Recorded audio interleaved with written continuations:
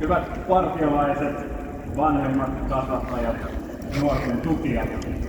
On iso kunnia olla tänään täällä Senaatintorilla keskellä tätä upeaa partioparaatia.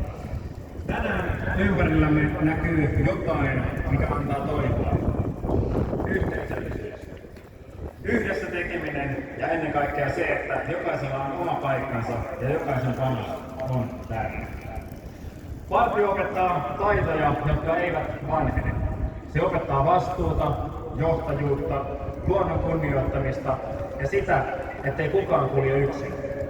Nämä ovat taitoja, joita sekä nuoret että koko Suomi tarvitsevat nyt, ehkä enemmän kuin aikoihin. Samaan aikaan meidän on uskallettava tunnustaa huolenaiheet.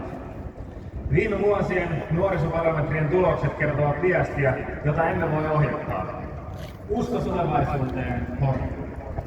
Yhä useampi nuori pohtii, onko omalla panoksella merkitystä, löydänkö oman paikkani yhteiskunnassa ja voiko huominen olla aidosti parempi kuin tämä päivä. Nämä tunteet eivät synny tyhjästä. Nuoret elävät maailmassa, jossa epävarmuus on läsnä monesta suunnasta. Taloudellinen epävarmuus, sodat, ilmastonmuutos, opiskelun ja työn paineet sekä yksinäisyyden kokemukset. Ei ole ihme, jos nuori kaipaa tukea ja suuntaa. Juuri siksi yhteisölliset tapahtumat, kuten partioparaati, ovat niin tärkeitä. Tulevaisuuden usko ei synny tyhjästä, se rakennetaan yhdessä.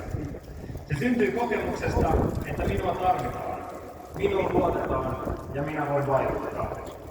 Kun nuori saa johtaa, tervekiä, huolehtia toisesta tai onnistua yhdessä ryhmän kanssa, syntyy tunne, minä pystyn tähän. Ja tämä on viesti meille aikuisille. Nuorten tulevaisuususkon vahvistaminen ei ole vain nuorten itsensä vastuulla, vaan koko yhteiskunnan yhteinen tehtävä. Siksi haluan kutsua mukaan yhteisöt ja jokaisen aikuisen. Tehdään yhdessä töitä nuorten tulevaisuususkon palauttamiseksi.